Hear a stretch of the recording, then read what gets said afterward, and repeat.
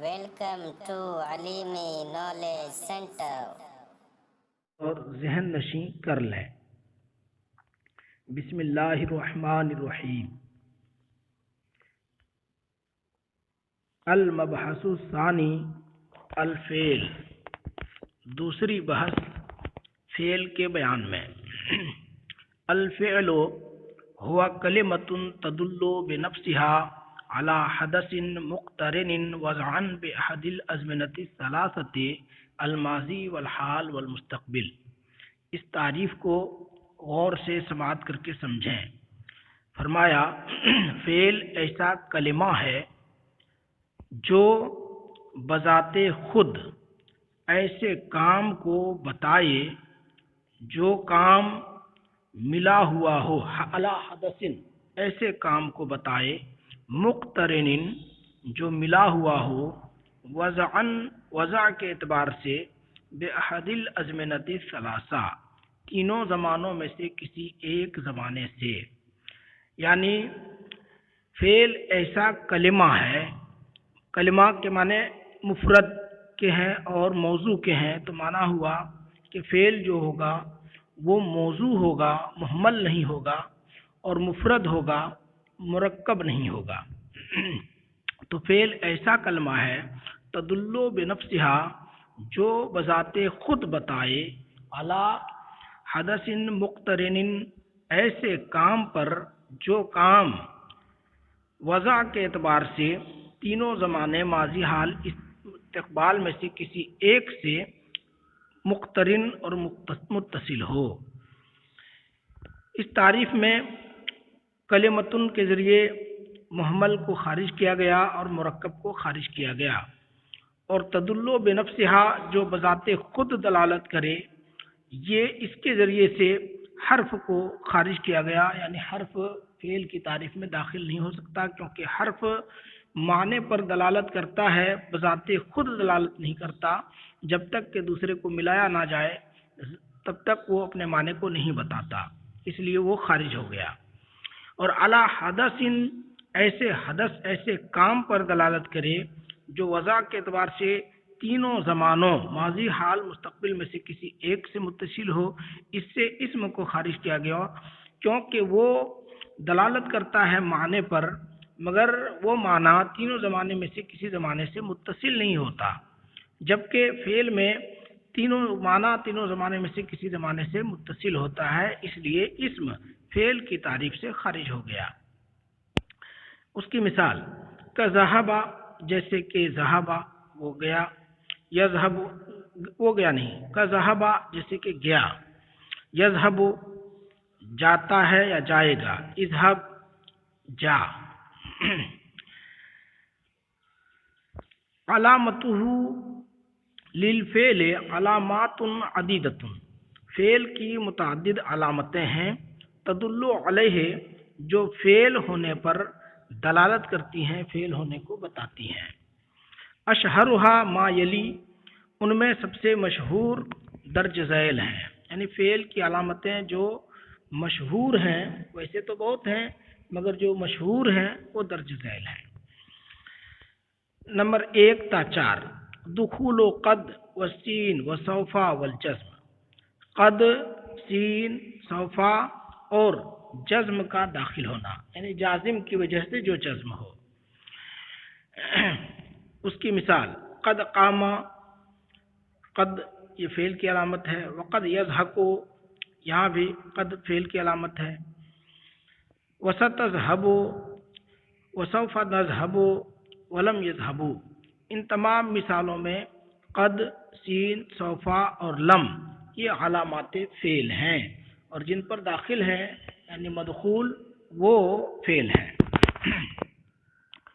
Number 5 تا 7، واتصال الضمیر البارز المرفوع، ضمیر bars مرفوع کا متصل ہونا، وتاء التانیث الساکنۃ، تاء تانیث ساکنہ کا داخل متصل ہونا، ونونئی تاکید اور تاکید کے دونوں نون یعنی ثقیلہ اور خفیفہ کا دونوں کا لاحق ہونا، جیسے شربتا، شربتے، شربتو، اور شربتا شربتے شربتو اس میں ضمیر بارز مرفوع متصل ہے کہ تا تے تو یہ سب ضمیر بارز مرفوع متصل ہیں.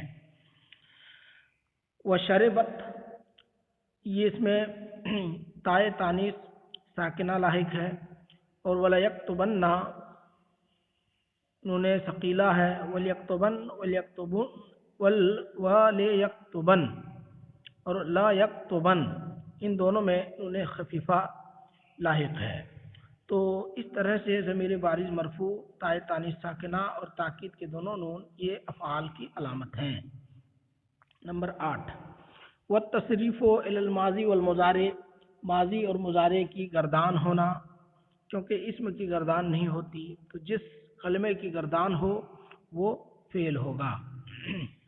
وقونہ امرن او نہین اس کلمے کا امر یا نہی ہونا یہ بھی فعل ہونے کی علامت ہے کیونکہ اسم امر یا نہی نہیں ہوتا.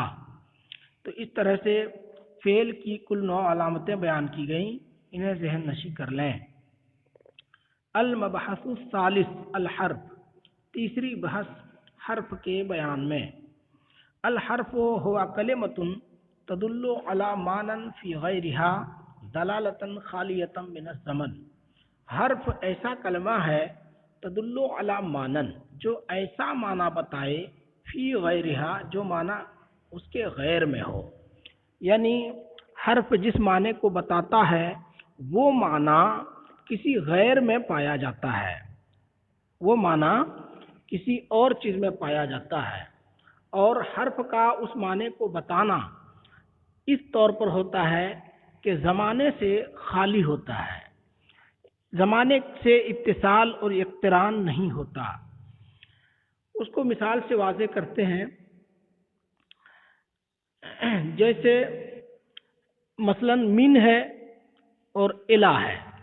من اور الہ، من کے معنی سے اور الہ کے معنی تک. تنہا تنہا من اگر بولا جائے بغیر کسی دوسرے لفظ کو ملائے ہوئے تو من کا کوئی معنی سمجھ میں نہیں آتا کیونکہ سے کچھ بھی نہیں ہے. اسی طرح الہ تک کچھ نہیں ہے. جب اس کو ملا دیا جائے کسی دوسرے کلمے سے، مثلا یوں کہا جائے کہ میں نے قرأت الکتابہ من اولہ الی آخرہ، میں نے کتاب اول سے آخر تک پڑھی. تو اب یہاں پہ من جو ابتدا کے لیے تھا اور الی جو انتہا کے بیان کے لیے تھا، اب سمجھ میں آ جائے گا کہ کتاب کی ابتدا اور کتاب کی انتہا مراد ہے. تو آپ دیکھیں کہ ابتدا اور انتہا یہ 2 معانی ہیں اور یہ دونوں معانی کسی اور کے اندر یعنی کتاب کے اندر پائے گئے، نہ کہ من کا اپنا کوئی معنی ہے. تو اس سے سمجھ میں آیا کہ حرف ایسے معنی پر دلالت کرتا ہے جو معنی غیر میں موجود ہو اور وہ معنی تینوں زمانے میں سے کسی زمانے سے متصل و مقترن نہ ہو، یعنی زمانے سے خالی ہو. ترجمہ دیکھیں. الحرف ہوا کلمۃ حرف ایسا کلمہ ہے تدل علی معنی فی غیرہا جو ایسے معنی کو بتائے جو معنی اس کلمے کے علاوہ میں ہو. دلالۃ خالیۃ من الزمن زمانے سے خالی ہونے کے طور پر. الحرف لا يقبل شيئا من علامات الاسم والفعل حرف اسم اور فعل کی علامتوں میں سے کچھ بھی قبول نہیں کرتا. ولا يدل على معنى في نفسه اور معنی فی نفسه پر دلالت ایسے معنی جو خود اس کی ذات میں ہو اس پر دلالت نہیں کرتا. وانما تكون دلالته على معنى في غيره بعد ان يكون في جملة بے شک حرف کی دلالت علی معنی ایسے معنی پر ہوتی ہے جو معنی فی غیر ہی اس کے علاوہ میں ہوتا ہے. بعد ان یکون فی جملۃ اس کے بعد کہ وہ معنی کسی جملے میں ہو یا وہ حرف کسی جملے میں ہو، یعنی حرف کسی جملے میں ہو تو اب جو حرف دلالت کرے گا جس معنی پر دلالت کرے گا وہ معنی کسی غیر میں پایا جائے گا، کسی کام میں یا کسی چیز میں ہوگا. جیسے آگے اس کی وضاحت کرتے ہیں. فالحرف من والحرف الی مثلا لیس لہما ایو معنی. فالحرف تو حرف من والحرف الی اور حرف الی مثال کے طور پر لیس لہما ایو معنی ان دونوں کا کوئی معنی نہیں ہے، ما داما منفردین، جب تک کہ دونوں الگ الگ ہوں۔ حرف من اور حرف الہ کا کوئی معنی نہیں ہے جب تک کہ یہ دونوں معنی کیا ہوں، الگ الگ ہوں۔ فَإِن كَانَا فِي جُمْلَةٍ، تو اگر یہ دونوں حرف کسی جملے میں ہوں، نحو جیسے قرأت الکتاب من اولہ الی الصفحۃ العاشرۃ، میں نے کتاب اس کے شروع سے 10ویں صفحے تک پڑھی، تو دلت من، حرف من دلالت کر رہا ہے حینئذ اس وقت، علی ابتدائے فعل القراءۃ، پڑھنے کے کام کی ابتدا پر، وَإِلَىٰ علی انتہائے ہی، اور حرف الا پڑھنے کے کام کے اختتام پر دلالت کر رہا ہے۔ خلاصہ یہ ہوا کہ من اور الا یہ دو ایسے حرف ہیں جو بذات خود اپنا معنی نہیں بتاتے، یعنی ایسا معنی نہیں بتاتے جو معنی خود اسی کے اندر ہو، بلکہ من اور الا ایسے معنی کو بتاتے ہیں جو معنی کسی اور کام میں یا کسی چیز میں پایا جائے۔ جیسے کہ میں نے کتاب پڑھی شروع سے اخیر تک، تو اس مثال میں، یا شروع سے 10ویں صفحے تک، اس مثال میں شروع اور 10واں تک یعنی انتہا اور ابتدا، یہ دونوں وہ معنی ہیں جو جملے کے اندر کتاب میں یا پڑھنے کے کام میں پائے جاتے ہیں۔ والحرف لا یصح ان یکون مسندا الیہ ولا مسندا بہ، حرف کے لیے صحیح نہیں ہے کہ وہ مسند الیہ یا مسند بہ ہو، یعنی حرف نہ خود مسند الیہ ہو سکتا ہے، یعنی نہ اس کی جانب کسی فعل یا کسی اسم کی نسبت کی جا سکتی ہے، ولا مسندن بہ، اور نہ وہ خود مسند ہوتا ہے، یعنی نہ حرف کی طرف کسی کی نسبت کی جا سکتی ہے اور نہ خود حرف کسی کی طرف منسوب ہوتا ہے۔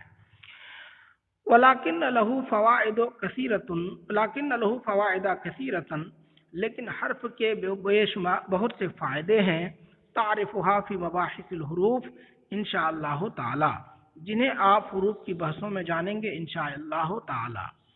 وَأَهَمُّهَا، اور ان فوائد میں سے سب سے اہم یہ ہے، أَنَّهُ يَرْبِطُ بَيْنَ الْإِسْمَيْنِ، کہ حرف دو اسموں کو جوڑ دیتا ہے، جیسے الاسد فی الغابۃ، شیر جنگل میں ہے، یہاں الاسد الگ اسم ہے اور جنگل الگ اسم ہے، ان دونوں میں کوئی جوڑ نہیں ہے، لیکن فی حرف جار لگا دیا تو دونوں ایک جملے میں جڑ گئے اور دونوں مل کر کے ایک معنی مفہوم ہوا، سمجھ میں آیا، شیر جنگل میں ہے۔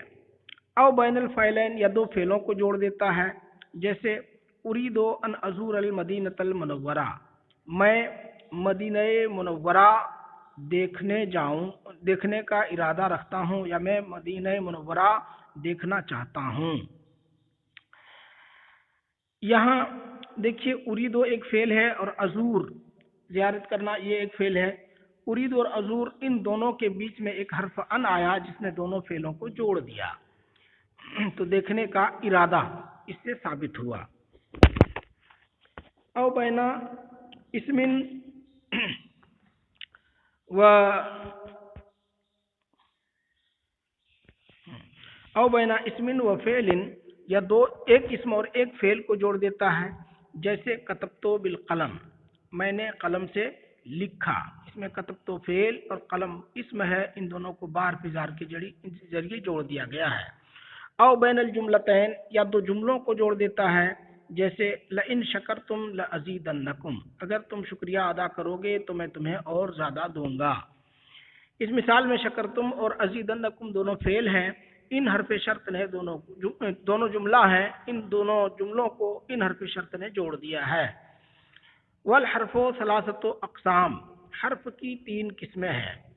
نمبر 1، قسم مختص بالاسم، ایک قسم وہ جو اسم کے ساتھ خاص ہو، کا حرف الجر فی نحو حسن فی البیت، جیسے کہ حسن فی البیت میں حرف جر، و انا فی نحو ان الحکومت عادلۃ، اور جیسے کہ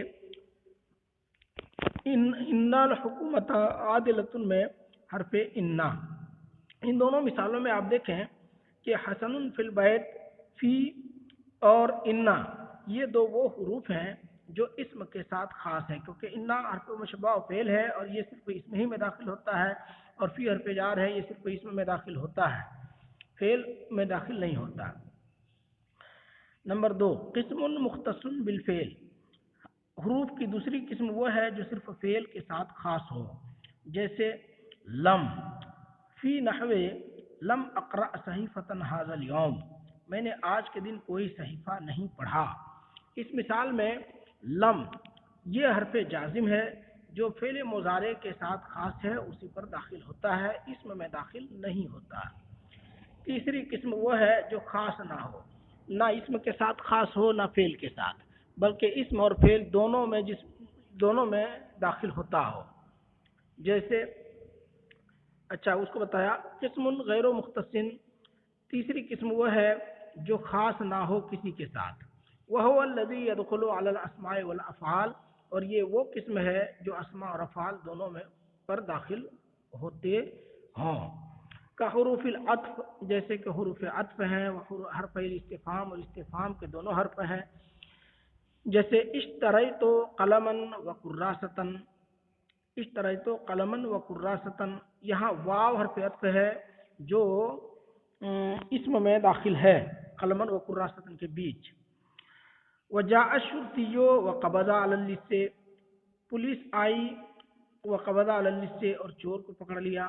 یہاں پہ قبض الشرطی واو جو حرف عطف ہے، یہ فعل کو اس کے ذریعے سے عطف کیا گیا ہے، یعنی جاء الشرطی وقبض علی اللص میں جاء الشرطی، جاء فعل ہے اور قبض یہ دوسرا فعل ہے، ان دونوں فعل پر بھی یہ واو حرف عطف داخل ہوا، جس طرح قلما وکراسۃ پر پہلی والی مثال میں واو حرف عطف داخل ہوا تھا، یعنی واو حرف عطف اسم میں بھی داخل ہوتا ہے اور فعل میں بھی داخل ہوتا ہے۔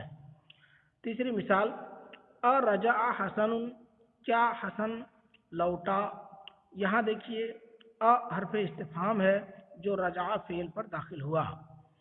چوتھی مثال وہل انت مذاکر، اور کیا تو مذاکرہ کرنے والا ہے، بحث کرنے والا ہے۔